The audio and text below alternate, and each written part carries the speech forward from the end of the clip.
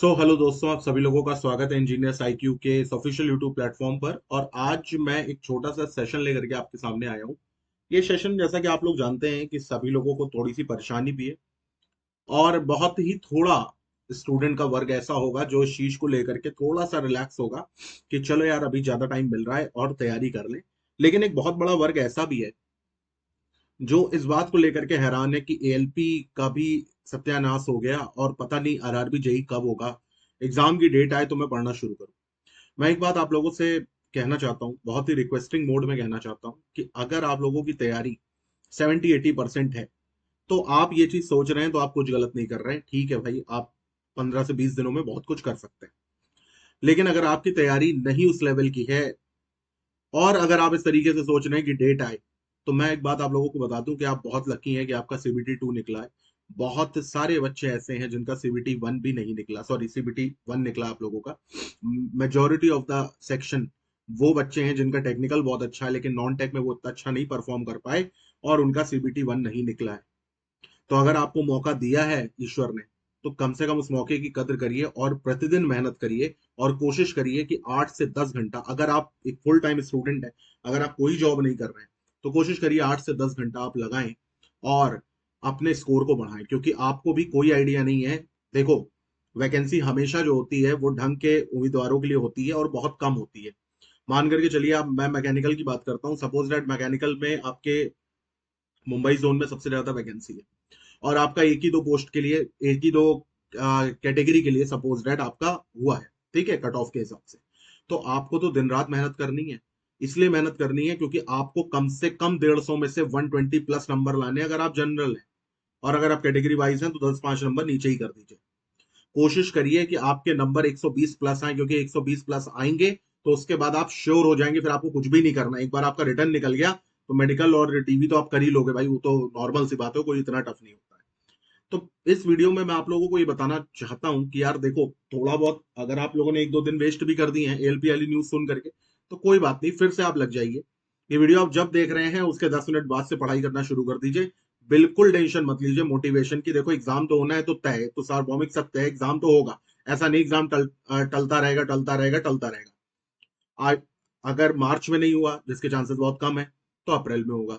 अप्रैल के शुरू में नहीं हुआ तो मिड में होगा, मिड में नहीं हुआ तो लास्ट में होगा, लास्ट में नहीं हुआ तो मई के फर्स्ट में होगा। इससे ज्यादा खिंच ही नहीं सकता है। तो आपको ये जो टाइम मिल रहा है, कोशिश करिए कि इतने क्वेश्चन लगा दीजिए, इतने क्वेश्चन लगा दीजिए, इतना मॉक टेस्ट लगा दीजिए कि एग्जाम भी आपके लिए मॉक टेस्ट हो जाए, आपकी इतनी आदत हो जाए मॉक टेस्ट देने की। ठीक है? तो चलो भाई, अगर आप लोगों को मैं ये मान करके चलता हूँ कि आज से 30 दिन है हमारे पास, ठीक है, यानी पेपर हमारा होगा अब सीधे 22 अप्रैल को, हम ऐसे मान करके चलते हैं, जिसके चांसेस थोड़े बहुत लग भी रहे हैं। तो 30 दिनों में क्या क्या करना है, देखो ये बहुत ही किसी भी बात है, ये हर कोई, आप लोग अभी तक सीबीटी 2 में आए हैं तो ये तो आप जान ही गए होंगे, ये मैं नहीं बताऊंगा ये क्या है। ठीक है, कि जनरल अवेयरनेस कितने की आती है और ये सब आप लोगों को पता है। लेकिन हाँ, मैं आप लोगों को ये बताऊं कि अगर आप उस टाइप के स्टूडेंट में एक हैं जो टेक्निकल में पूरा पूरा दिन लगा रहे हैं, तो अब भी आप गलती कर रहे हैं, क्योंकि टेक्निकल 100 मार्क्स का आएगा और बचे हुए जो 50 मार्क्स हैं, जो आप देख रहे हैं ना, ये जो बचे हुए 50 मार्क्स हैं, ऐसा नहीं इनका सिलेक्शन में कोई रोल नहीं है। भैया, इनका भी सिलेक्शन में बहुत बड़ा रोल है। क्योंकि जो थोड़ा दिमाग लगाएगा वो इसमें से नंबर ले आएगा, कम से कम 8-9 नंबर इसमें से ले आएगा। जो थोड़ा दिमाग लगाएगा वो 8-9 नंबर इसमें से ले आएगा। ठीक है? और फिजिक्स, अगर जैसे फॉर एग्जांपल मैं बताऊं, बेसिक स्टूडेंट को फिजिक्स थोड़ी सी इजी लगती है, केमिस्ट्री में तो कहीं से कुछ भी पूछ लेते हैं। ठीक है? तो आप ये जानते हैं कि आपके 7 से 9 क्वेश्चन जो होते हैं फिजिक्स के होते हैं, और फिजिक्स अगर आपकी अच्छी तो आप पूरे सही करेंगे, इसमें कुछ भी गलत होने के चांसेस नहीं है। ठीक है? केमिस्ट्री में मान करके चलते हैं, अगर 8 से 9 क्वेश्चन अगर आते भी हैं आपके, ठीक है, तो अगर आपने क्लास 9th और क्लास 10th की एनसीईआरटी पढ़ ली, तो आप इन 8-9 में से आधे से ज्यादा क्वेश्चन कर सकते हो। भी कैसे करना हो मैं आपको बताऊंगा। लेकिन हाँ, ये वीडियो टोटली सिर्फ मैकेनिकल इंजीनियरिंग के ऊपर है, कि और किसी के बारे में मेरे को कोई खास आइडिया नहीं है और बिना ज्ञान के मैं कुछ नहीं बोलता। तो अगर मैं आप लोगों से एक बात बता, तो देखो, जैसे पहला पेज है, मैं मान लेता हूँ ये हमारा वीक 1 है। ठीक है? और मैं ये भी मानने को तैयार हूं कि आप लोगों का जो दिन है वो शुरू होता है सुबह 6 बजे और रात में जो है वो खत्म होता है 10 बजे। अगर नहीं होता तो ऐसा करो भाई, ठीक है? थोड़ी मेहनत आपको करनी है। 30-40 दिन की मेहनत है, उसके बाद कोई मेहनत आपको नहीं करनी। डॉक्यूमेंट वेरिफिकेशन में कोई मेहनत नहीं होती। ठीक है? मेडिकल एग्जामिनेशन में कोई मेहनत नहीं होती। कोई आपसे एक सवाल भी नहीं पूछेगा, मत खोलिएगा किताब। आपको, मैं चाहता हूं कि आपको 2025 की वैकेंसी की तरफ देखना ही ना पड़े। आप इसी में सेलेक्ट हो। भाई 25 में भी तो जेई बनोगे ना, तो इसी में बन जाओ, क्या फर्क पड़ता है। अगर कई लोग ये सोच करके संतुष्ट है कि 25 में तो फिर वैकेंसी आएगी, तो थोड़ा ढिलाई दे दे, नहीं, जब एक ही पोस्ट के लिए लड़ना है तो भैया अभी लड़ो। सबसे पहले मैं आप लोगों को बताऊं तो देखो भाई, आपका जो दिन है, मान लो अगर ये आपका पूरा दिन है, तो इस पूरे दिन में जो ये पोर्शन है आपका, ये होना चाहिए टेक्निकल की तरफ, और जो ये पोर्शन है आपका, ये होना चाहिए नॉन टेक्निकल की तरफ, और जो ये पोर्शन है ये आपका होना चाहिए रिवीजन की तरफ। यानी अगर मैं आपसे कहूं तो ये होना चाहिए कुछ 60, 30 एंड 10। अब इसको कैसे करना है मैं आपको बताऊं। अगर आप अभी से शुरू कर रहे हैं तो रिवीजन आपके लिए कोई इतना इंपॉर्टेंट रोल प्ले अभी नहीं करता है। वो क्या करना है मैं आपको बताऊंगा, क्या बताइए। देखो, अगर आप टेक्निकल सब्जेक्ट की बात करते हैं, तो आपको पता है टोटल 10 सब्जेक्ट है, और 10वां वाला सब्जेक्ट जो है उसमें 3 सब्जेक्ट और है, जैसे आरएसी, आईसी इंजन, ये सब है। तो आपको करना क्या है भाई, देखो सबसे पहले तो स्टिक टू सिलेबस। सिर्फ और सिर्फ सिलेबस पे चिपक जाओ बिल्कुल।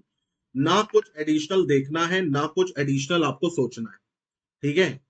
जो सिलेबस में लिखा है topic wise, heading wise, subject wise, unit wise, बस उसी के डिटेल नोट्स तैयार करो, और उसी के ऊपर सोचो, उसी के ऊपर पढ़ाई करो, उसी पर हर चीज प्रैक्टिस करो। ठीक है। तो जैसे कुछ एग्जांपल मैं यहां पर आपको देता हूं, जैसे कि आपका सोम है, strength of material. Strength of material बिल्कुल टफ नहीं है, बहुत ईजी होता है। तो जैसे आपको पता है उसका जो चैप्टर 1 है स्ट्रेस और स्ट्रेन, है ना, इस पे बहुत क्वेश्चन बनते हैं। तो शुरुआत आप यहीं से करिए, फिर बेंडिंग पे आइए, टॉर्शन पे आइए, डिफ्लेक्शन ऑफ बीम पे आइए, धीरे धीरे धीरे धीरे करके आइए।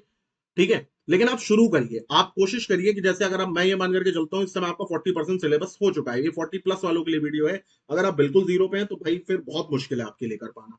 इसलिए कर पाना क्योंकि आप देखो, पढ़ना तो भैया आसान होता है, लेकिन पूरा दिन आप ये भी तो सोचते रहोगे कि यार क्या नाम है, इतने दिन हो गए हैं, अब हो पाएगा कि नहीं हो पाएगा। 16 से 18 दिसंबर को पेपर था, तभी से पढ़ने बैठ जाता, तो इसलिए थोड़ा सा मुश्किल है। लेकिन अगर आपको 40% प्लस सिलेबस है, और अगर आप रिवीजन के मोड में, या आपके पास नोट्स कंप्लीट है, तो भैया नोट्स उठा करके पर डे कम से कम दो टेक्निकल के सब्जेक्ट पर डे आप रीड एंड रिवाइज करना शुरू कर दीजिए। ठीक है। शुरुआत किससे करेंगे तो मैं आपको बताता हूं। एक सब्जेक्ट आप उठा सकते हैं प्रोडक्शन का, और एक सब्जेक्ट आप उठा सकते हैं कोर का। ठीक है। जैसे कि आप कर सकते हैं, सपोज दैट ये हम लोग बात कर रहे हैं आपके वीक 1 की। ठीक है। ये बात हो रही है आपके वीक 1 की। तो आप क्या करेंगे, प्रोडक्शन में जैसे आपने उठा लिया मटेरियल साइंस। ठीक है। मटेरियल साइंस इंटरेस्टिंग भी है और इजी भी है, हाँ उसमें थोड़ा रटना ज्यादा पड़ता है। और कोर में आपने उठा लिया इंजीनियरिंग मैकेनिक्स। ठीक है। इंजीनियरिंग मैकेनिक्स आपने उठा लिया। तो अब आप क्या करेंगे, वीक 1 में सबसे पहले तो 2 घंटे में इसको पूरा ढंग से बैठ करके रिवाइज कर लेंगे। 2 घंटे, 2.5 घंटे, जितना भी टाइम लगे, आप इसको ढंग से बैठ करके आराम से रिवाइज करेंगे। अपनी एक एक चीज, जो भी आपने नोट्स वोट्स बनाए हैं उनसे सारी चीजें देखेंगे कि भाई क्या होती है प्रॉपर्टी ऑफ मटेरियल, क्या होती है इलास्टिसिटी, क्या होती है। बहुत सारे लोग कहते हैं तैयार है सर, तैयार है सर, मैं पूछ लेता हूँ टफनेस और रेजिलियंस अंतर हो तो बता ही नहीं पाते। तो ये चीजें आपको समझ में आनी चाहिए। ठीक है। तो इनके एक बार देख लेना आप। ठीक है। जो भी आपको टाइम लगे, मैं ये मानता हूँ 2 घंटे में आप आराम से बैठ करके रिवाइज कर लोगे। अगर कॉन्सेंट्रेशन के साथ करोगे, मोबाइल मोबाइल सब कोने में फेंक दोगे, तो बड़े आराम से करोगे। ठीक है। उसके बाद आपको क्या करना है, थोड़ा सा ब्रेक लेने के बाद, हालांकि टाइम टेबल भी इसी वीडियो में मैं आपको शो करूंगा, आपको क्या करना है, आपको इंजीनियरिंग मैकेनिक्स पर आना है। अब इंजीनियरिंग मैकेनिक्स में आप जानते हैं कि थ्योरी बहुत कम है, थ्योरी जो है वो बहुत कम है। आप 60 मिनट में थ्योरी जो है आराम से रिवाइज कर सकते हैं। तो 60 मिनट में आप इसकी थ्योरी रिवाइज करिए, और जो बचे हुए 60 मिनट है, आप उसमें कोशिश करिए, टारगेट ये करिए कि 50 क्वेश्चंस आप इसके लगाएंगे, 50 क्वेश्चंस। ठीक है। तो ये आपके 4 आवर, 4.5 आवर का कंटेंट ये पूरा तैयार हो गया। आपने क्या करा, मटेरियल साइंस के कॉन्सेप्ट को पूरा रिवाइज कर लिया, और इंजीनियरिंग मैकेनिक्स की थ्योरी को आपने रिवाइज कर लिया। 1 घंटे में आराम से रिवाइज हो जाएगी, इससे ज्यादा वो सिलेबस ही नहीं है आपका। और आपने अब क्या करा कि 50 क्वेश्चंस प्रैक्टिस कर लिए। ठीक है। इस तरीके से आपको लेकर के चलना है। फिर नेक्स्ट दिन आपको क्या करना है, नेक्स्ट दिन आपको मटेरियल साइंस के क्वेश्चन लगाने, वही 2 घंटे। भाई 2 घंटे में मेरा मानना है आप 150 से 200 क्वेश्चन लगा लोगे। 150 से 200 क्वेश्चन लगा लोगे, प्लस इसमें से अगर कोई न्यू फैक्ट आपको दिखता है जो कि आपके नोट्स में नहीं है, तो आप एक एक A4 शीट लेकर के बैठेंगे, और स्टार लगा लगा करके उस पर पॉइंट लिखते जाएंगे। ठीक है। दोबारा जब आपको मटेरियल साइंस रिवाइज करनी होगी, तो आपके नोट्स में ये A4 शीट भी ऐड होगी। और 100 A4 शीट ना बना देना, छोटी छोटी हैंड राइटिंग में लिखना, आगे पीछे करके कोशिश करना 2 या 3 मैक्सिमम A4 शीट आप कर पाए मटेरियल साइंस में। ठीक है। वही चीज लिखेगा जो इंपॉर्टेंट है। दूसरी बात, बहुत सारे ऐसे जेई होते हैं जो आज जैसे आरआरबी का नहीं, एसएससी जेई का है। तो एसएससी जेई फिर भी आपके लिए थोड़ा बहुत इंपॉर्टेंट है, लेकिन जैसे मान लो दिल्ली मेट्रो जेई है, या कोई और जेई का एग्जाम है, कहीं पर भी है, मान लो कोई स्टेट का है, तो उन क्वेश्चन के अगर जैसे वो बड़े क्वेश्चन है, मान लो अगर वो लार्ज एमसीक्यू है, तो आप उनको चाहो तो छोड़ भी सकते हो, या फिर आप उनको देख लो, उनका आंसर देख लो, प्लस A4 शीट में मत लिखना। A4 शीट में हर चीज आपको नहीं लिखनी है, simple simple one liner question, two liner question लिखने हैं, ठीक है, या जो फॉर्मूला बेस्ड क्वेश्चन हो वो लिखने हैं, बस। तो जैसे आपने नेक्स्ट डे क्या करा, इसके 150 से 200 क्वेश्चन लगा लिए, और इंजीनियरिंग मैकेनिक्स के 100 क्वेश्चन लगा लिए। क्योंकि इंजीनियरिंग मैकेनिक्स में क्या होता है ना, 100 से 150 क्वेश्चन तक तो नए होते हैं, उसके सब repeat repeat repeat repeat repeat repeat, और ट्राइंगल लॉ, पॉलीगॉन लॉ, ये सबके क्वेश्चन रिपीट होते हैं, ठीक है। तो इसमें थोड़ा सा आपको फिर वो रहेगा। इसी तरीके से फिर आप क्या करेंगे, आप वेल्डिंग उठा लेंगे, वेल्डिंग के साथ सोम कर लेंगे, ठीक है। इसी तरीके से फिर आप क्या करेंगे, आप मशीनिंग उठा लेंगे। अब मशीनिंग थोड़ा बड़ा टॉपिक है, तो मशीनिंग के साथ फिर आप कोई छोटा टॉपिक उठाइए, जैसे आईसी इंजन आपने उठा लिया, तो इस तरीके से भी आप कर सकते हैं। अगर आप चाहेंगे तो मैं इसके ऊपर भी क्या कॉम्बिनेशन बनेगा, आप कमेंट करके बताइएगा, मैं वीडियो आपको बना दूंगा, ठीक है। तो जैसे कोर सब्जेक्ट है ना, इन कोर सब्जेक्ट को सबसे पहले रिवाइज करो। जैसे थर्मोडायनेमिक्स हो गई, थर्मोडायनेमिक्स में जो आपकी बेसिक थर्मोडायनेमिक्स है वो बहुत इंपॉर्टेंट है भैया। डायरेक्ट क्वेश्चन बनते हैं उसमें, डायरेक्ट डायरेक्ट, और फॉर्मूले से ही क्वेश्चन बनते हैं। तो उसकी फॉर्मूले शीट को बिल्कुल रट डालो, अपने बिल्कुल कुर्सी पे चिपका लो, सामने दीवार पे चिपका लो, लेकिन ऐसा करो कि आपकी प्रतिदिन उस पर नजर पड़े, ठीक है। फिर आपकी जैसे फ्लूइड मैकेनिक्स है, तो फ्लूइड मैकेनिक्स देख लो, सारे कॉन्सेप्ट जितने भी हैं, और प्लस उनके क्वेश्चन, ये जो तरीका मैंने आपको बताया ना, दो दो टेक्निकल सब्जेक्ट एक साथ लेकर के चलने का, इसी तरीके से आप लेकर के चलिए। बर्नौली प्रिंसिपल है, पंप है, टरबाइन है, टरबाइन से खैर ज्यादा नहीं आता। सेंट्रीफ्यूगल क्वेश्चन मैंने 20 डाले, 20 और डाल दूंगा, उसी को रट लेना। मैन्युफैक्चरिंग में जैसे आपका वेल्डिंग हो गई, कास्टिंग आपकी नहीं आ रही, कास्टिंग हटा दो, कास्टिंग नहीं है सिलेबस में। मशीनिंग हो गई, मशीनिंग बहुत इंपॉर्टेंट है, मशीनिंग में खास तौर से इंपॉर्टेंट है लेथ, लेथ पे जितने क्वेश्चन करो। मेरा टारगेट है 100 क्वेश्चन मैं आप लोगों को कराऊंगा इसी यूट्यूब प्लेटफॉर्म पर, ठीक है। फिर जैसे आपकी इंजीनियरिंग मैकेनिक्स हो गई, तो उससे आपको न्यूटन लॉ पता होना चाहिए, फोर्स, इक्विलिब्रियम, फ्रिक्शन, ये सारी चीजें, ठीक है। तो इनको रिवाइज करने में, ये जितने भी कोर सब्जेक्ट है, इनको रिवाइज करने में ज्यादा टाइम नहीं आपको लगेगा। आपको जो आपके प्रोडक्शन वाले सब्जेक्ट है, इनको रिवाइज करने में बहुत टाइम लगेगा। जैसे फॉर एग्जाम्पल मेट्रोलॉजी, भाई मेट्रोलॉजी आपको रिवाइज करने में बहुत टाइम लगेगा, तो आप 2 दिन रखिए मेट्रोलॉजी को रिवाइज करने के लिए। उसके बाद इसके कम से कम 250 से 300 एमसीक्यू लगाइए, ठीक है। कोई चीज अगर आपको नहीं समझ में आ रही तो आप उसको एमसीक्यू से देखिए ना, क्योंकि एमसीक्यू आपको बता देता है। जैसे फॉर एग्जांपल आपको कंपैरेटर नहीं समझ में आ रहा है, तो कंपैरेटर इतना बड़ा है, लेकिन जब आपने कंपैरेटर पर बेस्ड क्वेश्चन देखे तो आपको पता चला कि यार सिर्फ इतना ही पोर्शन हमारे काम का है, तो बस उसको उठा के समझ लो भाई, आप एक इंजीनियर है, जो चीज नहीं समझ में आती रट लीजिए, बात खत्म, ठीक है। अच्छा, तो चलो ये तो बात हो गई हमारे सारे टेक्निकल की, मैंने आपको बता दिया कि टेक्निकल का क्या करना है। 4 से 4.5 घंटे तो आपको टेक्निकल में ही देने हैं।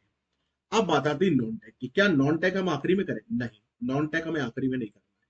मैं आपको एक तरीका बताता हूँ। आपने CBT 1 निकाला है, आपने किसी की दया पर तो निकाला नहीं, आपने खुद ही मेहनत करके निकाला है। तो CBT 1 जब आपने निकाला, तो मैं ये मानता हूँ कि आपकी फिजिक्स और केमिस्ट्री उतनी गंदी नहीं होगी जितनी आप अभी सोच रहे हैं बैठे हुए, है ना। और उसमें भी मैं ये मान करके चलता हूँ कि फिजिक्स को एक एज मिला होगा एज कंपेयर टू केमिस्ट्री। तो आपके पास एक किताब होगी वाईसीटी की, जनरल साइंस की, आरआरबी रिलेटेड, है ना। उसमें अगर आप देखेंगे तो आपके 1200 क्वेश्चन कम से कम है फिजिक्स के ऊपर, 2200 क्वेश्चन सॉरी, और लमसम लमसम इतने ही क्वेश्चन आपके, मुझे एग्जैक्टली नहीं याद है, देखना पड़ेगा बुक में, इतने ही क्वेश्चन 2000 प्लस क्वेश्चन मान करके चलिए केमिस्ट्री, ठीक है। चलो मैं थोड़ा सा इसको साफ साफ लिख देता हूँ ताकि आप बहुत अच्छी तरीके से इसको कोरिलेट कर पाए, है ना। मैं एक ऐसा प्लान आपको दे रहा हूँ जो आपको बोझ नहीं लगेगा, और आप उसको डेली फॉलो भी कर सकते हैं। तो जैसे मान लो मैं यहाँ पे लिख देता हूँ physics, chemistry, computer and environment. पहले इनके ऊपर बात करते हैं, क्योंकि ये सब एक छत के नीचे आपको मिल जाएंगे।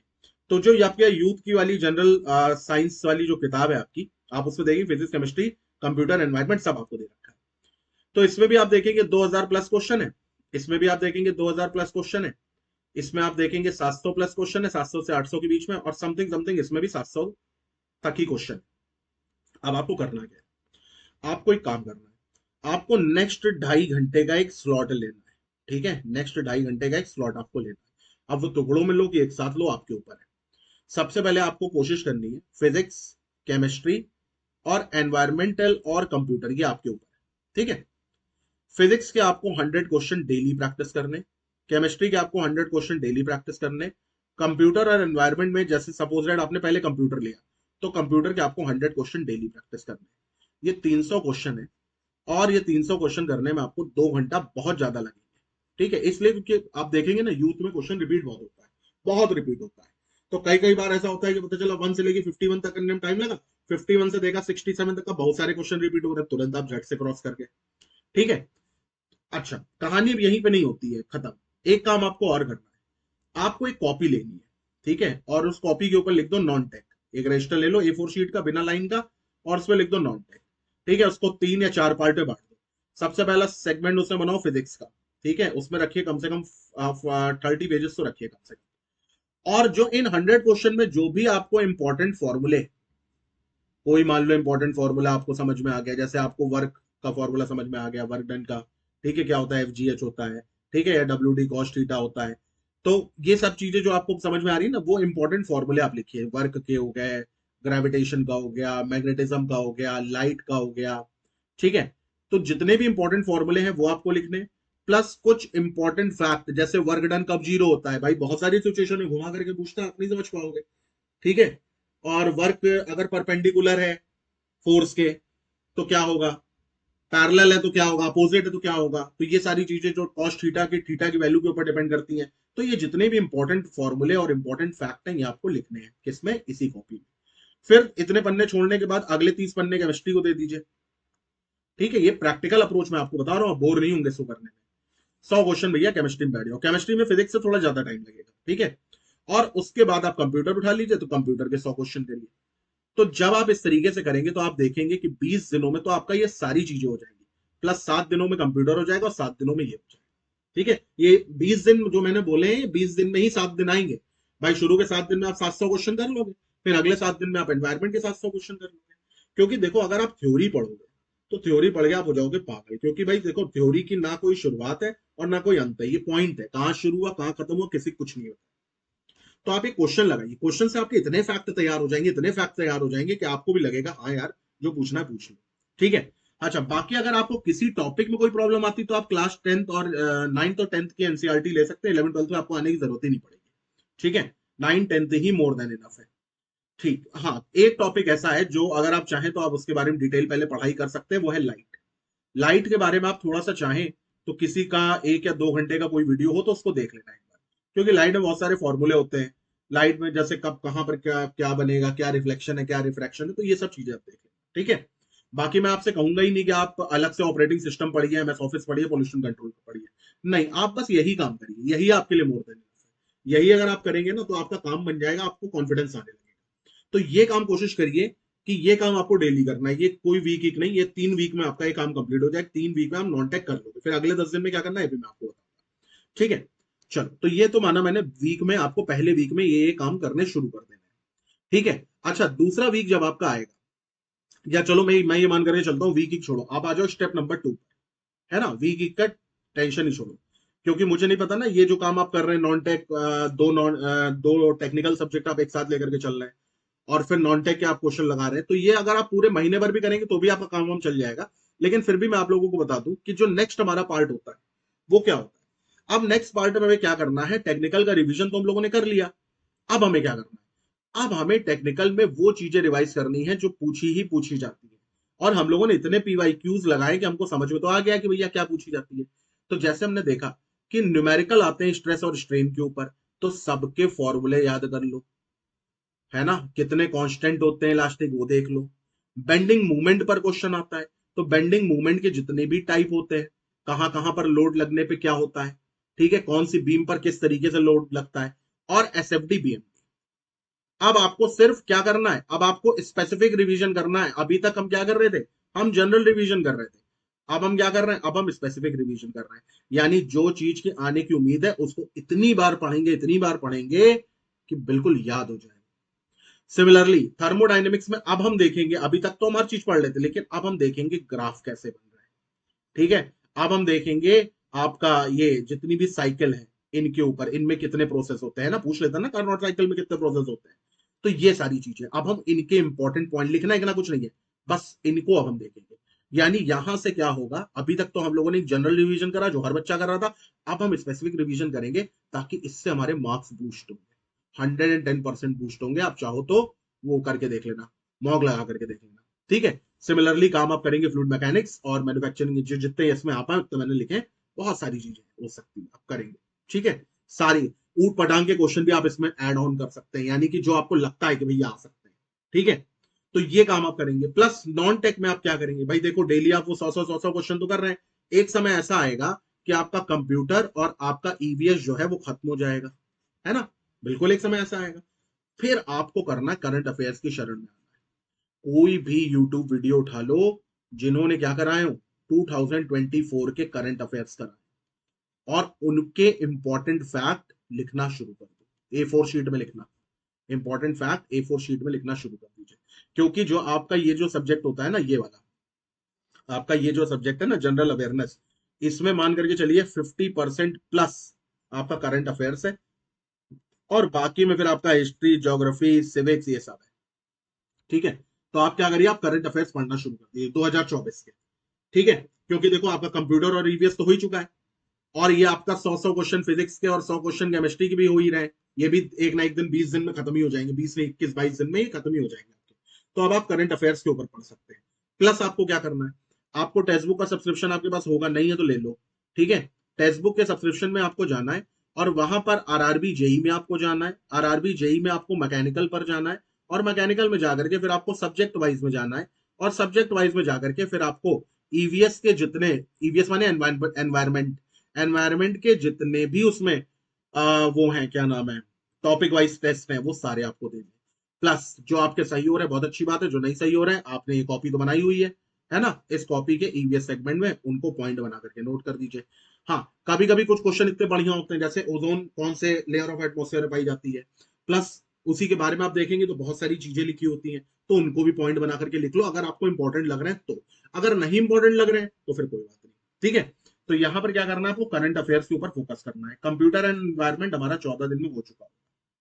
ठीक है, फिर हम सिर्फ यही काम करेंगे, कंप्यूटर पर उठाएंगे, इंटरनेट के क्वेश्चन लगा लिए, फिर ऑपरेटिंग सिस्टम के क्वेश्चन लगा लिए। ठीक है, तो ये सारे क्वेश्चन हम लोगों ने कर लिए, कुछ एडिशनल मिला तो उसको देख लिया। बस इतना करना, ज्यादा परेशान नहीं होना है। थोड़ा अपनी मेहनत के ऊपर विश्वास रखिए, आप डेली मेहनत करेंगे, प्रतिदिन आप में इंप्रूवमेंट आएगा। ठीक, उसके बाद आपको कोशिश ये करनी है कि जो करंट अफेयर्स आप पढ़ रहे हैं ना, उसके एटलीस्ट 50 क्वेश्चन आप देखें, रोज तो देखें कम से कम, क्योंकि अगर आगे एक्स्ट्रा दिन आपको और मिलते हैं तो फिर ये तो आपका तैयार हो ही रहा है बिना कोई प्रॉब्लम के। ठीक, टेक्निकल आपका थोड़ा थोड़ा तैयार होने लगेगा। तो अब स्टेप 3 में आपको क्या करना है, ये मैं आपको बताता हूँ। अब आपको क्या करना है, यहाँ पर अब आपको सेक्शनल टेस्ट लगाने हैं, और सेक्शनल टेस्ट लगाने के साथ, जैसे आपने सोम उठाया है ना, आपने देखा सोम के 50 क्वेश्चन के 3 सेक्शनल टेस्ट है, तो खत्म करो इसको, उसको बचा थोड़ी ना रखना है ना, खत्म कर दीजिए इसको।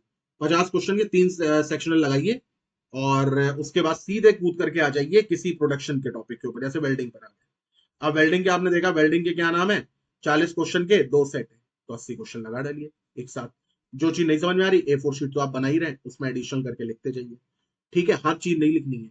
अच्छा, एक काम आप और कर सकते हैं, सेक्शनल टेस्ट देने से पहले एक बार आप चाहें तो आधे घंटे का टाइमर लगा लीजिए, इससे ज्यादा का मत लगाइएगा, 30 मिनट का टाइमर लगा लीजिए। और जैसे फॉर एग्जांपल मुझे 9 बजे सेक्शनल टेस्ट देना है, किसका, सोम का, तो मैं क्या करूंगा, सुबह 8:30 बजे सोम के नोट्स लेकर के बैठ जाऊंगा, और आधे घंटे में उसका एक ब्रीफ रिवीजन कर लूंगा। उसके बाद में क्या करूंगा, थोड़ी देर 10 मिनट का ब्रेक लूंगा, और 9 बजे उठ करके सेक्शनल टेस्ट देते हैं।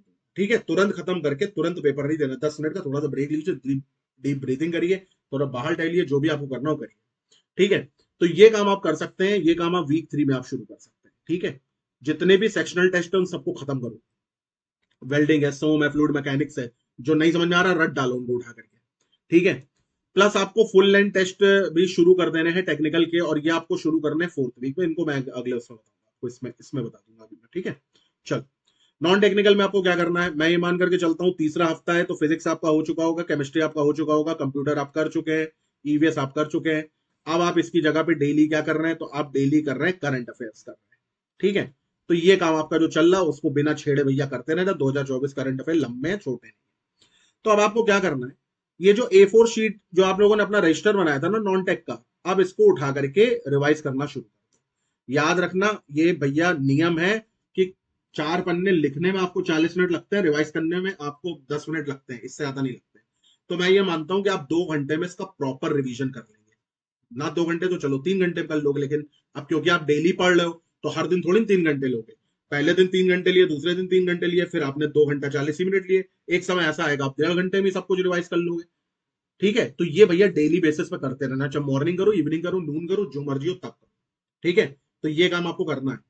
और टेक्स्ट बुक के सेक्शनल आपके अब तक खत्म हो चुके होंगे, क्योंकि नॉन टेक में ज्यादा सेक्शनल नहीं, 10-10 क्वेश्चन होते हैं। मैं ये मानता हूँ एक दिन में आप 10-10 कर लेंगे, 100-100 क्वेश्चन तो करोगे ही ना भाई। तो अब आपको क्या करना है, अब आपको एक फुल लेंथ मॉक उठा लेना है, ठीक है। ये आपको लास्ट वीक में करना है, मतलब last days of the week में करना है, वीकेंड मान लो, Saturday Sunday of the week 3, ठीक है। एक फुल लेंथ मॉक उठाओ और भैया उसमें चेक करो कि आपके कितने नंबर आ रहे हैं। अगर 85 प्लस आ रहे हैं तो ठीक है, आप एवरेज हैं। अगर 95 प्लस आ रहे हैं तो ठीक है भैया, गुड मान लेना। और अगर आपके 100 प्लस आ रहे हैं तो ये समझ लेना ईश्वर आपके साथ है, ये नौकरी आपकी की। फिर इंप्रूव करने हैं वीक पॉइंट, अगर आपके 85 से भी कम आ रहे हैं तो भैया फिर कहीं ना कहीं कुछ कमी है, पीछे आ जाइए, फिर से रिवीजन करना शुरू करिए, तगड़ा रिवीजन करिए।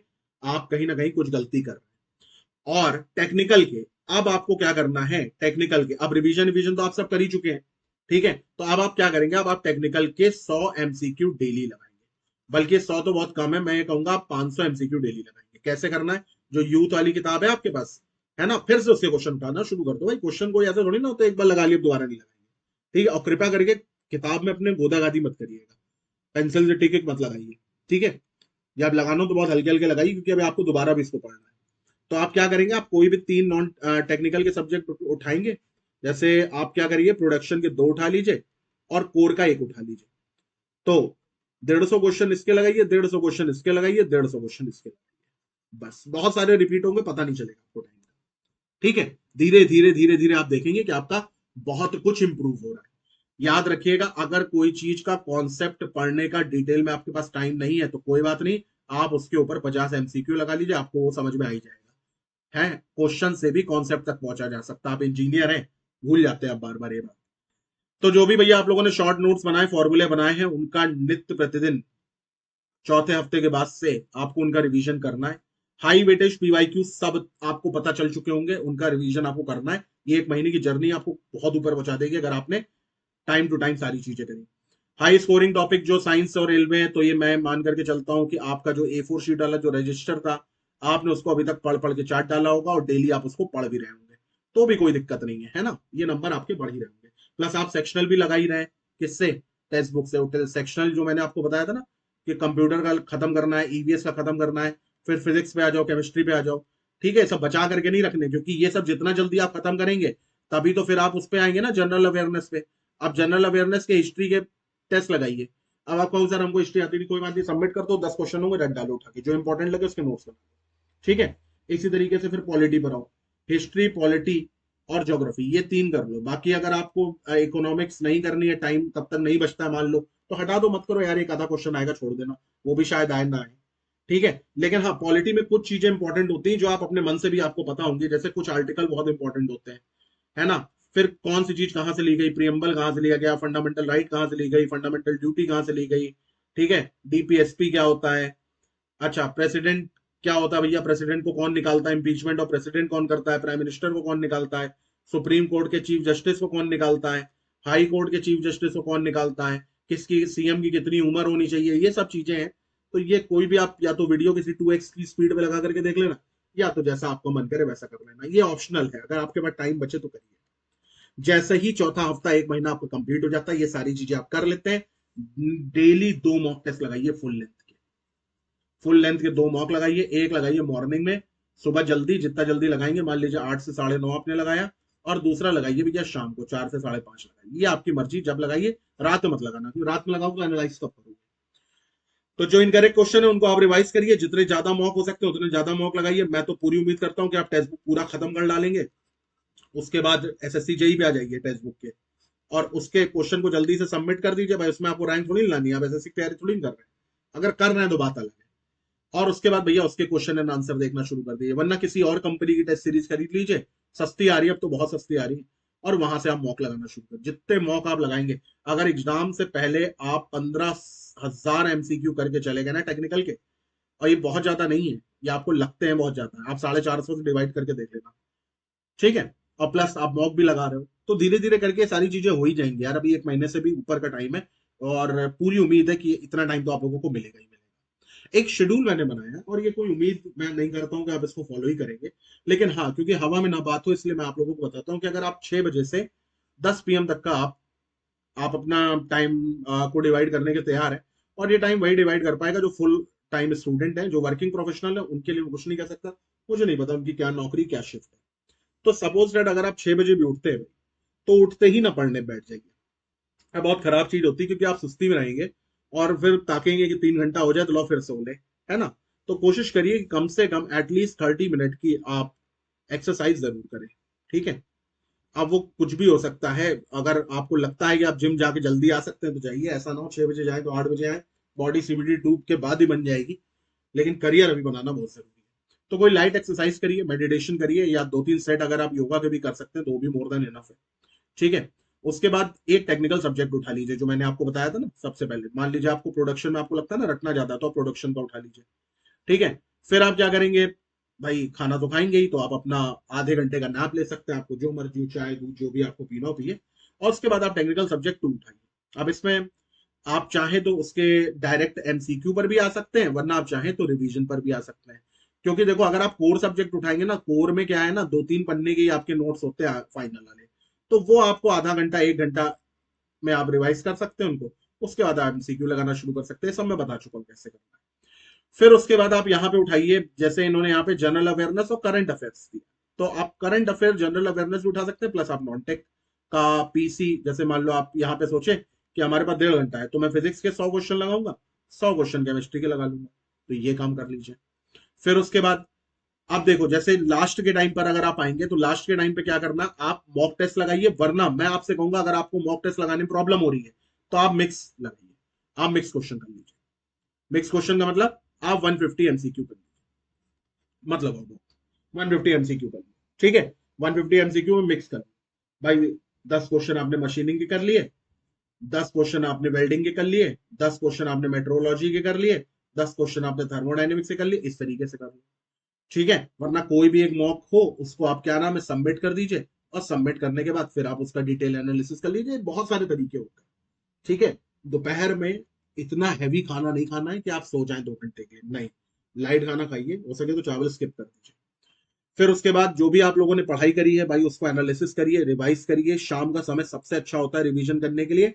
लोग दिन का भी कहते हैं, लेकिन मेरा मानना है दिन में नई चीज पढ़िए, रिवीजन अब शाम को करिए, ठीक है। उसके बाद फिर से आपके नॉन टेक के जो सब्जेक्ट बचे, जैसे आपका कंप्यूटर बचा हुआ है तो आप कंप्यूटर को पढ़िए। आपको जीके और ये करंट अफेयर्स के क्वेश्चन लगाने, तो जीके और करंट अफेयर्स के क्वेश्चन लगाइए। भाई आपके पास 1.5 आवर है, ठीक है। 1.5 आवर में आप आराम से करंट अफेयर्स का 1 मंथ का रिवीजन आप कर सकते हैं। कोई भी मंथ उठा लो, मैं तो कहूंगा अप्रैल से शुरू करना, अप्रैल 2024 से शुरू करना, और खत्म करना मार्च 2025 का करके, ठीक है। तो ये काम आप करिए। उसके बाद भाई थोड़ा बहुत हल्का फुल्का खा लीजिए, जितना जल्दी हो सके बेड पे जाने के कम से कम 2 घंटा पहले तो आप अपना पेट भर ही लीजिए।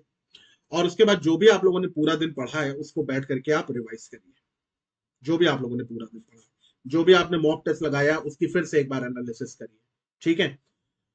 कुछ मन को बहलाने के लिए हल्का फुल्का आप कुछ भी रीड रीड कर सकते हैं, कोई मोटिवेशन हो गया कुछ भी हो गया, लेकिन ये 15-20 मिनट से ऊपर का नहीं होना चाहिए। प्लस ये आरआरबी जेई सीबीटी 2 का नहीं होना चाहिए, ये दोनों चीजें। और उसके बाद भैया 10 बजे तक एटलीस्ट अपना सो जाइए, क्योंकि आपको फिर सुबह 6 बजे उठना है। तो ये एक छोटा सा वीडियो के माध्यम से, बहुत लंबा हो गया यार ये, बताओ आधे घंटे का, ठीक है। बुक्स वुक्स के बारे में बताने का कोई फायदा ऐसा है नहीं, लेकिन हाँ कुछ चीजें हैं जो आपके पास होनी चाहिए। जैसे आर के जैन की ऑब्जेक्टिव ऑब्जेक्टिव मैकेनिकल इंजीनियरिंग की बहुत मोटी किताब होती है भाई, ठीक है। नहीं भी है तो कोई बात नहीं, वाईसीटी भी आज की डेट में चलेगी। आर एस कुर्मी की मैकेनिकल इंजीनियरिंग के इसके क्वेश्चन जो होते हैं बहुत अच्छे होते हैं, लेकिन ये एसएससी जेई के लिए ज्यादा अच्छी है, ठीक है। फिर भी अगर आप चाहें तो वन लाइनर क्वेश्चन लगा सकते हैं। हैंड रिटन नोट्स अगर आपके पास मेड इजी के हैं तो अच्छी बात है, नहीं है तो खुद के बना लीजिए, ठीक है। लूसेंट की किताब आपके पास भाई जरूर होनी चाहिए, क्योंकि इन केस अगर आपको 30 दिन के बाद आपका नॉन टेक अगर कंप्लीट हो गया और आपके पास टाइम है, तो ये जो हिस्ट्री पॉलिटी और ये सब जो चीजें आप पढ़ेंगे लूसेंट से ही पढ़ेंगे, ठीक है। और मंथली करंट अफेयर्स पीडीएफ आपको बहुत सारी कंपनीज की मिल जाती है। एनसीईआरटी आपके पास अगर 10th और 12th की है तो ठीक है, हालांकि 11th 12th की इतनी जरूरत नहीं पड़ेगी साइंस में, लेकिन हाँ 9th 10th की बहुत ज्यादा पड़ती है। अरिहंत की एक कंप्यूटर की बुक आती है, ठीक है, तो मैंने उसको देखा तो किताब बहुत अच्छी है। बट बट अगर आप उसको पढ़ेंगे तो फिर आप ये एक काम करिएगा, वाईसीटी वाले क्वेश्चन लगाने के बाद अगर आपके पास टाइम बचता है तो आप इसके क्वेश्चन आप अरिहंत वाली किताब को पढ़ सकते हैं, ठीक है। डेली कुछ नहीं करना, डेली 2 चैप्टर रीड करना और उनके क्वेश्चन कर लेना, 6 दिन में खत्म हो जाएगी। इसी के साथ मैं इस वीडियो को खत्म करता हूँ भाई। और एक छोटा सा कोट आप लोगों के लिए, कि सपने देखना आसान है लेकिन उन्हें हकीकत में बदलने के लिए कड़ी मेहनत, याद रखिएगा, कड़ी मेहनत, अनुशासन और निरंतर प्रयास जरूरी है। आज की पढ़ाई आपके आने वाले कल की सफलता की नींव रखेगी। इसी के साथ इस वीडियो को मैं करता हूँ एंड।